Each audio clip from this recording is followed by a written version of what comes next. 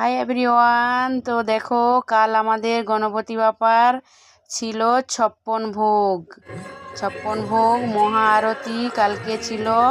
তো দেখো কত রকমের খাবার দেব্য দিয়ে সাজিয়েছে, আর সবাইকে বললো, মেয়েদেরকে বললো ঘর থেকে একটা করে দিয়া নিয়ে যেয়ে আরতি করতে। তাই দেখো সবাই ঘর থেকে নিজের নিজের দিয়া নিয়ে এসে আরতি করছে, তাই আমিও দিয়া নিয়ে চলে গেলাম আরতি করার জন্য। দেখো কত সুন্দর করে সবাই আরতি করছে, এত সুন্দর করে আরতি পূজা। তো 10 দিন 11 দিন আমাদের গণপতি বাপা এখানে আমাদের নিচে গলিতেই বাপাকে বসিয়েছে। তো 10 দিন খুবই মজা হয়, আনন্দ ফুর্তি হয়।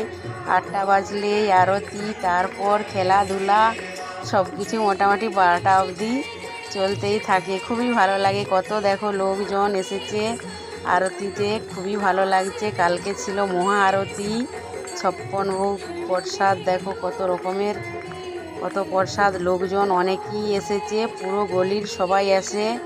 তো আপনাদের কেমন লাগলো ভিডিওটা, আমাদের গণেশ পূজার অনুষ্ঠান ভিডিও কেমন লাগলো লাইক কমেন্ট করে জানাবে। ভালো লাগলে লাইক কমেন্ট শেয়ার করে দেবে। তো আমাদের গণপতি বাপ্পা এখন থাকবে, আরও 2-3 দিন থাকবে, তারপর বিসর্জন করবে।